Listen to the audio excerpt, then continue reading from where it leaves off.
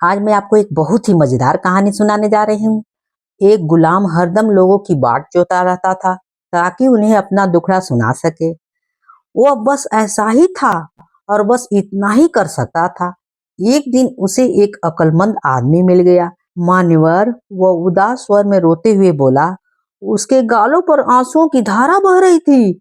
आप जानते हैं, मैं कुत्ते की जिंदगी जी रहा हूँ। मुझे दिन भर में एक बार भी खाना नसीब नहीं होता है, और अगर मिलता भी है तो बस वही बाजरे की भूसी जिसे सुअर भी नहीं खाते हैं। और उसकी भी क्या कहूँ, जो एक छोटी सी कटोरी भर से ज्यादा नहीं मिलती है। यह तो वाकई बहुत बुरा है। अक्लमंद आदमी ने सहानुभूति जताई। बस क्या था, वह कुछ उत्तेजित हो उठा। जबकि मैं सारा दिन और रात काम करता रहता हूँ। पाँव फटते ही मुझे पानी भरना पड़ता है। सांझ को मैं खाना पकाता हूँ। सुबह मैं सौंपे गए काम निपटाता हूँ। शाम को मैं गेहूं पीसता हूँ। जब मौसम अच्छा होता है तो मैं कपड़े भी धोता हूँ, और जब बारिश होती है तो मैं छाता थामे रहता हूँ। जाड़े में मैं अंगीठी सुलगाता हूँ और गर्मी में पंखा झलाता हूँ। आधी रात को मैं खोमिया उबालता हूँ और जुआरियों की पार्टियों में व्यस्त अपने मालिक का इंतजार करता हूँ। लेकिन मुझे कोई बख्शीश नहीं मिलती है। बस जब देखो तब चाबुक ही खानी पड़ती है। मेरे प्यारे अक्लमंद आदमी ने निश्वास छोड़ी। उसकी आंखों के किनारे कुछ लाल लाल हो चुके थे, मानो अब वह रोने वाला हो।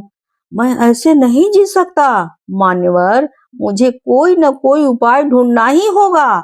लेकिन मैं क्या करूं, समझ में नहीं आता है। मुझे विश्वास है कि हालात जरूर सुधरेंगे। क्या आप ऐसा सोचते हैं? निश्चय ही मैं इसकी उम्मीद करता हूँ।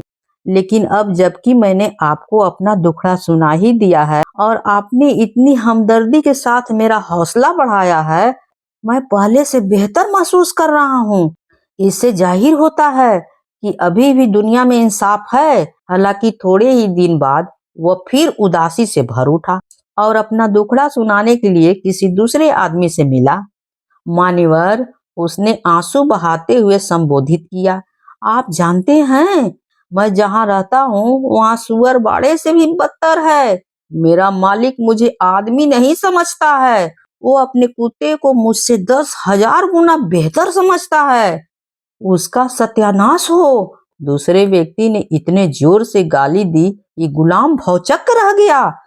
यह दूसरा आदमी मूर्ख था। मैं जिसमें रहता हूँ मान्यवर, वह टूटी फूटी एक कमरे वाली झोपड़ी है, जिसमें सीलन, ठंडक और बेशुमार खटमल हैं।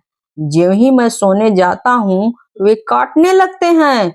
वह जगह बदबू से भरी हुई है और उसमें एक भी खिड़की नहीं है। क्या तुम अपने मालिक से एक खिड़की बनवाने के लिए कह सकते हो? मैं कैसे कह सकता हूँ? ठीक है, मुझे दिखाओ वह जगह कैसी है। मूर्ख आदमी गुलाम के पीछे पीछे उसकी झोपड़ी तक गया और मिट्टी के दीवार पर चोट करने लगा। यह आप क्या कर रहे हैं मानवर? गुलाम डर गया था। मैं तुम्हारे वास्ते एक खिड़की खोल रहा हूँ। यह ठीक नहीं होगा, मालिक मुझे मारेगा। मारने दो। मूर्ख आदमी दीवार पर चोट करता रहा। दौड़ो, एक डाकू घर तोड़ रहा है। जल्दी आओ, नहीं तो वह दीवार ढा देगा। चिल्लाते सिसकते वह गुलाम पागलों की भांति जमीन पर लौटने लगा। गुलामों का एक पूरा दल ही उमड़ आया और उस मूर्ख आदमी को खदेड़ दिया।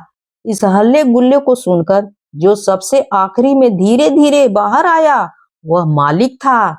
एक डाकू हमारा घर गिरा देना चाहता था। मैंने सबसे पहले खतरे की सूचना दी है और हम सबने मिलकर उस मूर्ख को खदेड़ दिया है। गुलाम ने सम्मान और विजय गर्व करते हुए कहा। तुम्हारा भला हो। मालिक ने उसकी प्रशंसा की। उस दिन हमदर्दी दिखाने कई लोग आए, जिसमें वह अक्लमंद आदमी भी था। मान्यवर, क्योंकि मैंने अपने आप को काम लायक सिद्ध कर लिया है, इसलिए मालिक ने मेरी प्रशंसा की है। आप सचमुच में दूरदर्शी हैं। आपने उस दिन कहा था ना कि हालत जरूर सुधरेगी। वह बहुत खुश होकर बोला। यही सही है, अक्लमंद आदमी ने जवाब दिया। और वह भी अपने पर खुश रहने लगा। अगर कहानी अच्छी लगी हो तो please like share and subscribe जरूर कीजिएगा। कहानी होती है समाप्त।